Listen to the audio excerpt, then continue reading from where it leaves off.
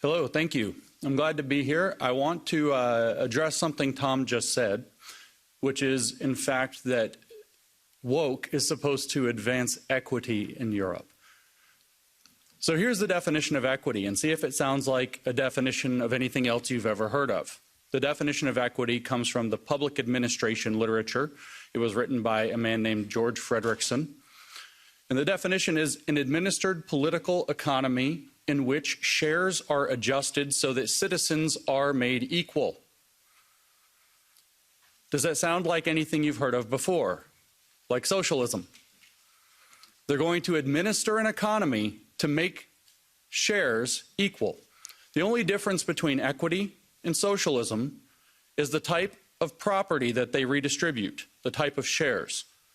They're going to redistribute social and cultural capital in addition to economic and material capital. And so this is my thesis when we say, what is woke? Woke is Maoism with American characteristics, if I might borrow from Mao himself, who said that his philosophy was Marxism, Leninism with Chinese characteristics, which means woke is Marxism. And it's a very provocative statement.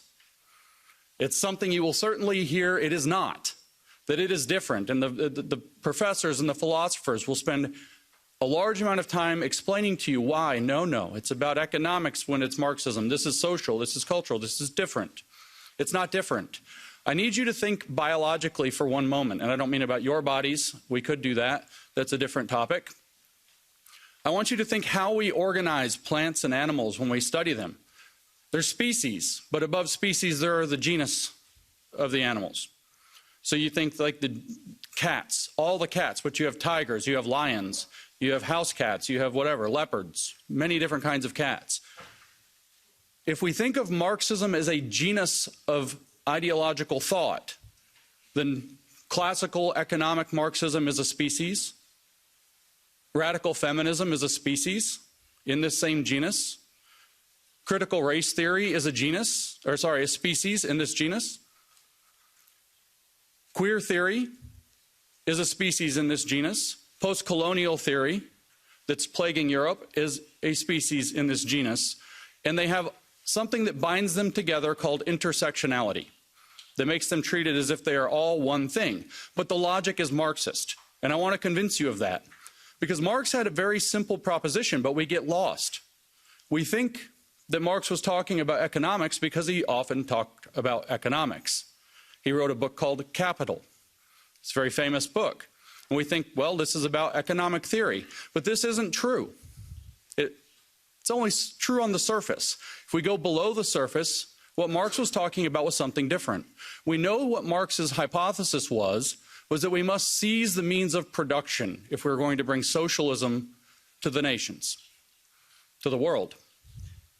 We have to seize the means of production. So we have to ask, what does he mean? And if we think that it's about capital, then we miss what he means. If you think it's about the means of production in the factory with a hammer and the means of production in the field with a sickle, then you miss what it means. Because Marx explained what makes human beings special in his earlier writings. And what makes human beings special is that man is a being that is incomplete and knows that he is incomplete. He is a man whose true nature has been forgotten to him, which is social being. He is a socialist at heart who doesn't realize it. And the reason he doesn't realize it is because of the economic conditions operating as the means of construction or production, not just of the economy, but of him, but of man, of society, and particularly of history. Marx said that he had the first scientific study of history. How was history produced? By man, doing man's activity, and man's key activity was economic activity, as he saw it. And so economic production doesn't just produce the goods and services of the economy, it produces society itself. And society, in turn, produces man. He called this the inversion of praxis. And so when he says we must seize the means of production, and he's talking about factories and fields, he's actually talking about how we construct who we are as human beings so that we might complete ourselves, so that we might complete history. And at the end of history, mankind will remember that he is a social being and we will have a socialist society, a perfect communism that transcends private property, is how he put it.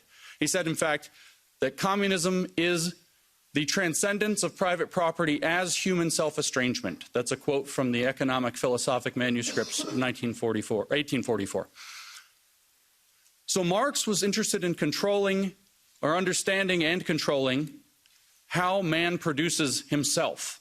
And he writes about this exclusively in the 1840s, very deeply.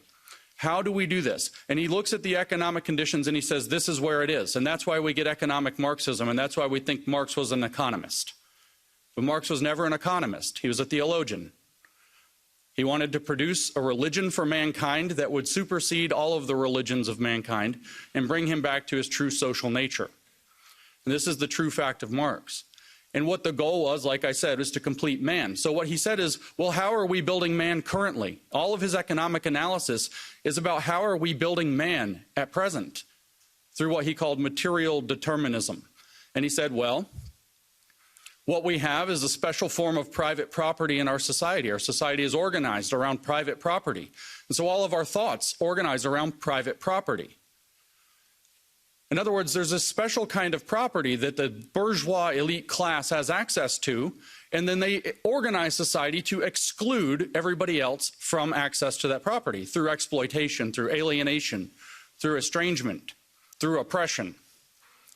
And so what Karl Marx was proposing is that economics becomes a vehicle to separate society into a bourgeois class that has access to a special form of property. The people who have access wish to retain that, so they oppress people and keep other people out of that special form of property. They erect a system of classism to do that. It's enforced by an ideology called capitalism that believes that this is the right way to engage in the world.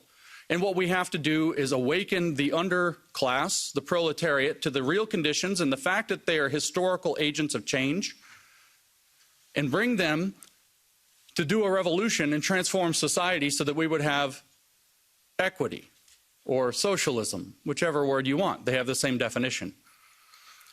Now let's say that we step out, we step back from this species, this economic species, Homo economicus, and we step back to the genus, and we look at this idea, a special form of property that segregates society into people who have, the bourgeois, and the people who do not have, who are in class conflict with an ideology that keeps this in place.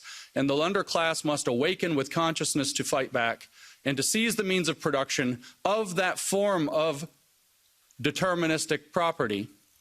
And now we say, change out class, put in race. And watch, we get critical race theory falls out of the hat, just like that. Very simple. In 1993, Cheryl Harris wrote a long article for the Harvard Law Review called Whiteness as Property. She explained that whiteness, or white privilege, constitutes a kind of cultural private property. She says it must be abolished in order to have racial justice. Just like Karl Marx said that in the Communist Manifesto, he wrote, communism can be summarized in a single sentence, the abolition of private property. Well, this is why critical race theory calls to abolish whiteness, because whiteness is a form of private property. People who have access to this property are whites or white adjacent, or they act white. These are words out of the American lexicon that they've used to describe how people gain access to the private property. People without that are people of color, and they are oppressed by systemic racism. Systemic racism is enforced by an ideology of white supremacy instead of capitalism. If you think of whiteness as a form of cultural capital, white supremacy, as they define it, is identical to capitalism. It's the belief, it's not believing that white people are superior, it's believing that white people have access to the control of society and should maintain that, even if you don't actually believe that. If you merely support that, you have adopted the ideology of white supremacy into your mind. And so you have the exact same system. And the goal is to awaken a racial consciousness in people so that they will band together as a class and seize the means of cultural production so that white cultural production is no longer the dominant mode. It's a big mystery in Europe, I know, in the UK, throughout Europe, I hear this question again and again. Why on earth is this very American phenomenon about slavery and so on that doesn't apply to our country? Why is it popular here? It's because it's not about history at all. It's not about slavery at all. Those are excuses that they use. It's about creating a class consciousness that's against this form of property called whiteness, that's against the dominant culture that may just be a matter of fact, say, if you're in Europe. That's why. Because it becomes a site by which people can come together and they can channel resentment and try to claim power. I wrote a book called Race Marxism, and I defined critical race theory as it really is in that book on the first page. I said that critical race theory is calling everything you want to control racist until you control it. But couldn't we say the same about Marxism? It's calling everything you want to control bourgeois until you control it. But those mean the same thing. They mean exactly the same thing.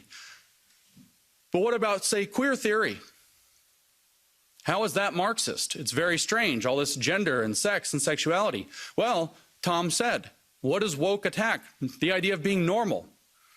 Well, the queer theory thinks that there are certain people who get to set the norms of society. They are privileged. They call themselves normal. They say this is normal. It's normal to consider yourself a man and look like a man and act like a man and dress like a man and eat meat like a man. And then there are women that should be feminine and pretty and all these things. And so they get to define what's normal. They're heterosexuals, so they get to define the heterosexuality as normal and other sexualities are abnormal. And so you have a conflict across this cultural property of who gets to be considered normal and who is a pervert or a freak or some other term that gets used in their literature. But technically, who is a queer, which sounds like a slur, but they adopted it and it's a technical academic term now. It means an identity without an essence, by the way, an identity that is strictly oppositional to the concept of the normal, as defined by queer theorist David Halperin in his 1995 book, Saint Foucault, Toward a Gay Hagiography. I didn't make that up. I'm not extrapolating. So you see, queer theory is just another species of the genus of Marxism. What about post-colonial theory, which is plaguing Europe, thanks to Frantz Fanon and his biggest European fan, Jean-Paul Sartre? What about this? Well, it's the same. You have the West as the oppressor. They have access to the material and cultural wealth of the world because they've decided their culture is the default and have gone and colonized the world to bring culture to the world, as they say. And so the oppressed, the natives around the world, the people have to band together, and their activity is going to be called decolonization. They have to remove every aspect of Western culture. So when they come to Belgium or they come to France or they come to the United States and they say we're going to decolonize the curriculum, or they go to the UK and say we're going to decolonize Shakespeare, this is what they mean. We're going to remove the cultural significance of your cultural artifacts because those cultural artifacts themselves are oppressive to us.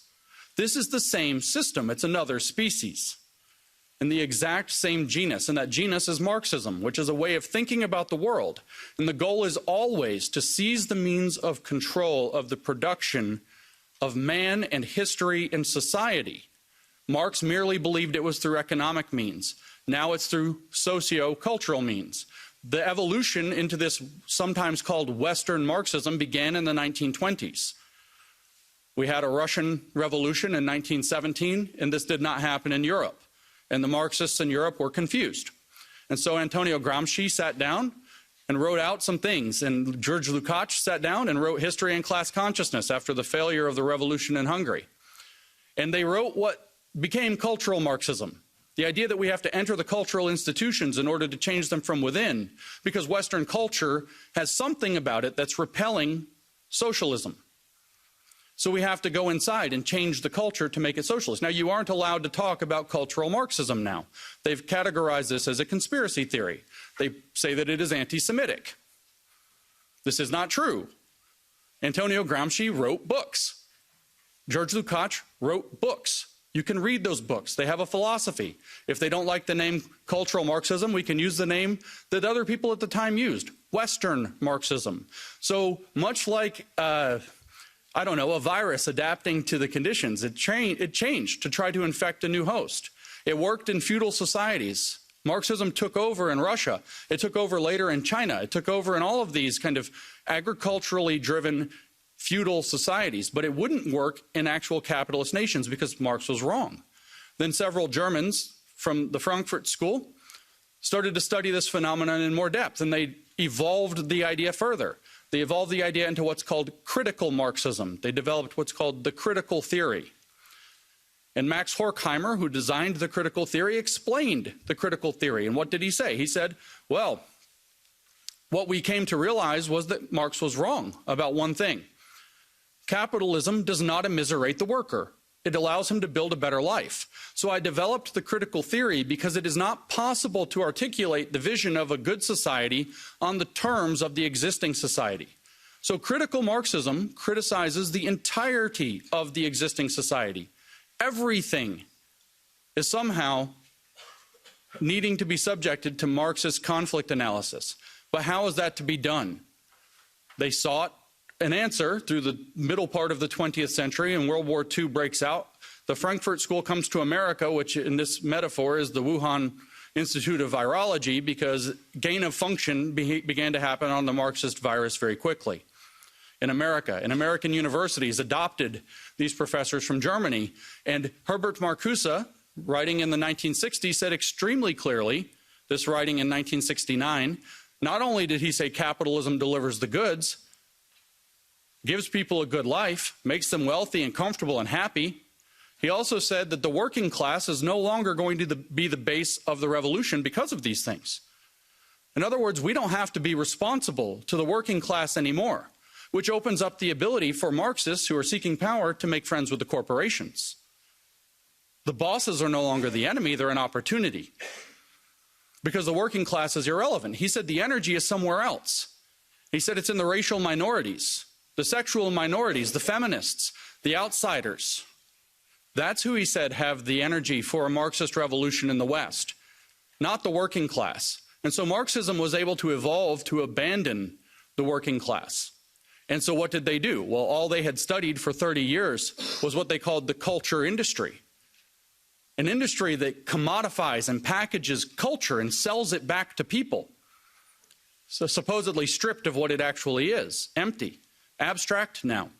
And so what, of course, did they do? They seized the means of production of the culture industry, because that's what they do. And so they started to transform the culture industry to sell racial, sexual, gender, sexuality-based agitprop as though that were genuine culture. And so we get concepts like cultural appropriation. We get concepts like cultural relevance. Cultural this, cultural that, cultural everything. And it's all provided in pastiche. It's all provided as a mockery of what's really going on. And this evolved in America's highly racialized context. And we ended up with woke, a form of identity-based Marxism, a constellation of Marxist species that all work with the same operating premise but locate themselves in different, and I'll use the German term here for this, folk. LGBTQ is a folk. And they get folkish identity there and become activists. The black community is a folk. How do I know? That's what W.E.B. Du Bois said it would be when he laid down the foundations that became critical race theory later. They think of themselves as nations. Don't they all have flags? Don't they put them on your buildings like colonizers? Don't they hang them in your streets? They think of themselves as occupying nations, but they see themselves as bound together, just like the various colonized nations around the world, in seeking liberation from Western civilization. And so we end up with Western Marxism taking many forms, but with one overarching approach. And the approach that they use, I started off by saying, is Maoist, not merely Marxist. Now you know the theory is Marx. It's just evolved into different species to attack the West at its weakest points through our tolerance, through our acceptance, through our openness, through our generosity, through our best traits, actually. The things that we should be proud of being, the things that we are proud of being. But Mao Zedong knew how to use identity politics. I don't know how you study in Europe, but in America we have very red-washed education, as we might say. The communists have stripped out all education about communism entirely. You don't learn about it in America at all. So we don't learn anything about Mao. And maybe you don't know this, but I tell this to American audiences and they're shocked. Mao used identity politics. He created 10 identities in China. 5 he labeled red for communist, 5 he labeled black for fascist. And he categorized people into these identity categories. What they are doesn't really matter. Of course, they were communists. They were things like landlord and rich farmer and things like this. Right-winger is a bad category in and of itself, by the way. Conservative, all of them, bad. Bad influences, that's another one. You could be a bad influence for just thinking the wrong thing or saying the wrong thing at any time, or because the government decides it doesn't like you.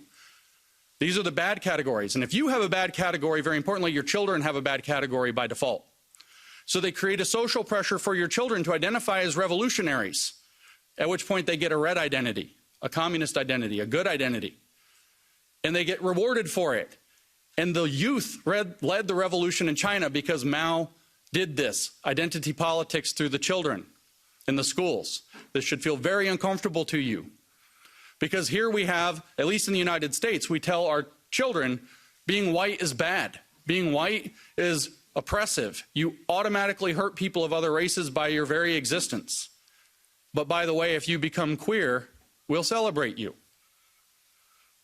And you can create a radical army of people who identify as gender minorities and sexual minorities at 7 years old. You can lead them into paths of puberty blockers and transition, medical transition, which of course Big Pharma profits off of. At 7 years old, behind their parents' back. There's a reason for this. It's the same program that Mao Zedong used to radicalize the youth in China. The only thing different is the identity categories have shifted. It's Maoist cultural revolution with American characteristics, and it's being exported to Europe. And just like how critical race theory has come to Europe, even though it doesn't make sense, it will come to Europe, whether it makes sense or not, and you will have a cultural revolution here too. You guys even had a kind of offshoot one in 2020. George Floyd dies in Minnesota, which has nothing to do with you. And you guys have statues coming down in Europe. Total nonsense. It doesn't matter, though. The point is to destroy Western civilization from within using Maoist techniques. One last point about Mao to kind of drive that point home. Mao said in 1942 that his formula to transform China was called unity, criticism, unity. First, you try to create the desire for unity.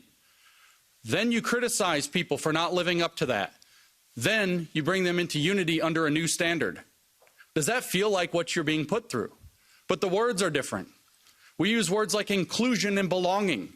We'll have a place where everybody feels like they belong.